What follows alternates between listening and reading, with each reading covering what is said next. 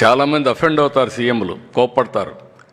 ఏంటి ముఖ్యమంత్రి చెప్తే సీట్ ఇవ్వవా, ఏంటి నీ కథ అని అవసరమైతే ఆ ఇన్స్టిట్యూట్ పై రైడ్ చేసేవాళ్ళు. నాకు ఆయన మీద గౌరవం పెరిగింది. ఒకరోజు పిలిచాను, రామయ్య గారు మీరు చాలా బాగా చేస్తున్నారు, ఏంటి సీక్రెట్ ఏంటి చెప్పమన్నాను. నేను చెప్పింది చెప్పాడు. సీక్రెట్ ఏమి లేదు సార్, మీరు అనుకున్నట్టే నేను 100 మంది సెలెక్ట్ చేసుకుంటాను, 100 మందిని బాసరాకు తీసుకెళ్తాను,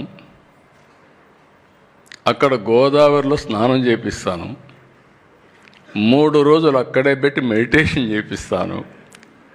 అక్కడి నుంచి తీసుకొస్తే మాత్రం ఇంకా రుబ్బుడు తప్ప వేరే కార్యక్రమమే లేదు. ఎవరు చెప్పాను